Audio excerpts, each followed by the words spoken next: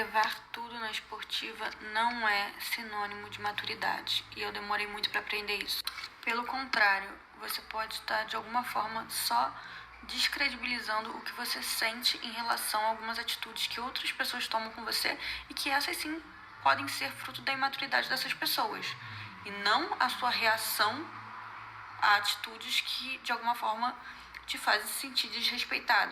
Eu acho que tem uma coisa... Roberto da Mata, em Carnavais, Malandros e Heróis, vai dizer que a frase "você sabe com quem está falando" revela muito sobre a nossa sociabilidade cotidiana brasileirinha. Essa frase, ao mesmo tempo, ela demonstra a existência de uma necessidade de uma harmonia global e, ao mesmo tempo, ela impõe um certo autoritarismo nas relações sociais. Ou seja, a necessidade da harmonia é reafirmada pela hierarquia. O que eu quero dizer com isso? A harmonia, ela continua existindo mesmo com a hierarquia, e tudo se passa como se os oprimidos e opressores tivessem que dar as mãos, né, para ter ali um dia a dia harmônico. E sim, eu vou fazer um comentário sobre o início do vídeo, que a moça falou, vou deixar o arroba dela. Eu sou Vinícius Siqueira, mestre e doutorando em Educação e Saúde pela Unifesp, e vem comigo aqui, vamos passo a passo. Para o Roberto da Mata, essa frase, "você sabe com quem está falando", remete a uma situação que ela é um pouco constrangedora no dia a dia brasileiro, porque ela nos coloca frente a um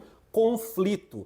E, geralmente, a nossa cultura é avessa aos conflitos. Algumas culturas, algumas formações sociais, na verdade, elas vão lidar com o conflito como uma possibilidade de resolução de problemas imediatos. E outras, como a brasileira, periférica, ex-colônia, vai ver no conflito talvez um fim do mundo, uma grande ruptura.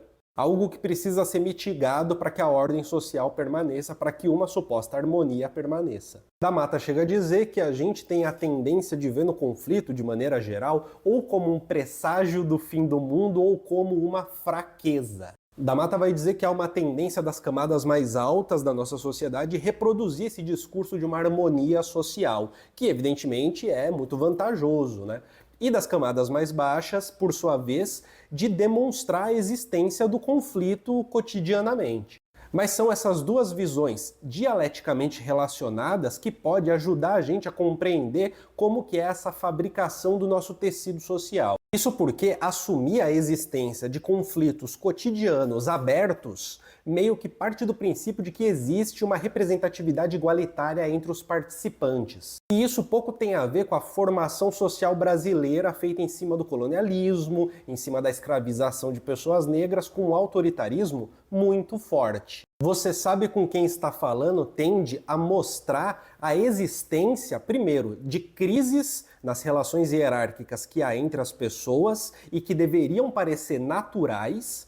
Deixa eu aproveitar e mandar um recadinho rápido. Participe da comunidade do Colunas Tortas, tem acesso ao nosso grupo exclusivo do WhatsApp, em que a gente troca uma ideia sobre crítica social, teoria social, algo mais próximo, a gente se diverte junto e tem acesso a vídeos exclusivos e a todas as lives que acontecem aqui no Colunas Tortas. Assim você contribui para o canal continuar vivo, contribui para que eu continue fazendo esse trabalho e ganhe acesso a elementos exclusivos só para membros. Agora bora continuar com o vídeo. É justamente no "você sabe com quem está falando" em que é percebido que no Brasil tudo se passa como se o mundo social tivesse que se movimentar sob uma harmonia absoluta. Como se vivêssemos numa sociedade dominada por uma totalidade, em que fracos e fortes precisam dar as mãos para agir em conjunto. É aquela coisa de "estamos todos no mesmo barco". E num sistema como esse é necessário que a ideia do conflito seja sempre mitigada, para que a gente encontre, até mesmo numa relação entre superiores e inferiores, a ideia, o conceito da consideração. E aqui a gente vai de fato entrar no assunto do início do vídeo. Assim, o conflito não é entendido como uma crise do sistema, como um problema a ser resolvido, mas como uma rebeldia que precisa ser reprimida. Porque se a gente pensa em crise, a gente tem que pensar em mudança de sistema. Quando a gente pensa em rebeldia, se trata de um problema que é circunscrito pessoalmente, ele é pessoalizado. Agora, indo direto para o assunto do início do vídeo, né? Já parou para perceber como muitas vezes falar sobre conflito envolve se colocar no conflito em vez de colocar a relação social no conflito? O que eu quero dizer é o seguinte, né? Talvez seja um traço muito característico nosso Em vez de falar, amigo, eu quero que você vá embora da minha casa porque o seu comportamento está inadequado. Talvez o mais adequado para a gente seja dizer, amigo, eu me senti desrespeitado, portanto eu gostaria que você fosse embora da minha casa. Dentro de uma certa ideia de harmonia social e de hierarquias que não podem ser ditas, que precisam ser mitigadas, embora existam, e embora se tenha uma certa consciência da sua natureza, quando você diz, amigo, eu gostaria que você fosse embora porque o seu comportamento é inaceitável, o que está em jogo é a completa ausência da consideração. Se está submetendo o outro e a si próprio a um sistema de regras que é um sistema frio, que é um sistema em que o outro não é visto como uma pessoa, que tem uma história, mas sim como um indivíduo que, se por acaso não consegue se adequar às regras, tchau. E nasce daí uma necessidade de pessoalizar, de ter a consideração. E disso nasce também aquele jogo que é um jogo maravilhoso, em que, para você exigir um respeito, por exemplo, você vem na minha casa, destrói tudo, eu preciso me colocar numa posição humilde, numa posição assim de coitadinho, que está pedindo, por favor, que você pare de desrespeitar o meu lar. Porque se eu faço desse jeito, a consideração precisa ser também sua. Na medida em que eu estou me colocando numa posição inferior e você humildemente precisa também se colocar nessa posição para manter tal e harmonia social igualitária supostamente entre as pessoas. É por isso que é uma afronta muitas vezes simplesmente dizer, amigo, você me magoou, vai embora da minha casa. Tudo se passa como se... Como assim? Você é o dono do mundo então?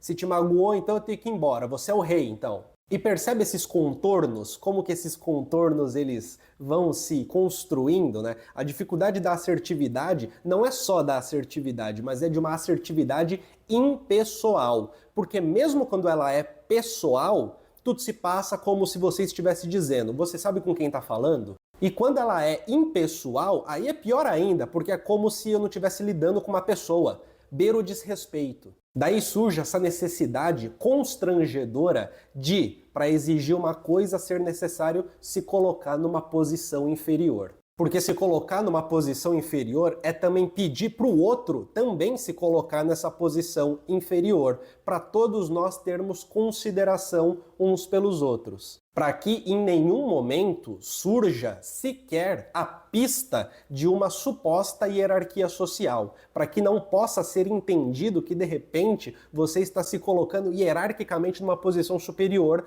mesmo que a casa seja sua, por exemplo. Daí vem a necessidade de aguentar a sogra que fala besteira no relacionamento, mesmo que o relacionamento seja seu e não da sogra. Daí vem a dificuldade de expulsar uma visita indesejada, ou a dificuldade de botar limite num colega que é inconveniente. Daí também a necessidade de levar tudo na esportiva, porque se você não levar, você entra num terreno que é tão difícil de ser percorrido, que é tão delicado, que é uma coisa assim que envolve tanta fragilidade e ao mesmo tempo uma submissão, uma coisa de performar submissão e se colocar coitadinho tudo mais, que cara, fica um negócio assim muito difícil de lidar no dia a dia muitas vezes. É claro que eu estou trazendo aqui uma abordagem antropológica, a moça no início do vídeo trouxe algo mais do cotidiano, talvez que possa se relacionar muito mais com uma abordagem psicológica, mas eu espero que eu tenha ajudado um pouquinho para entender a base disso.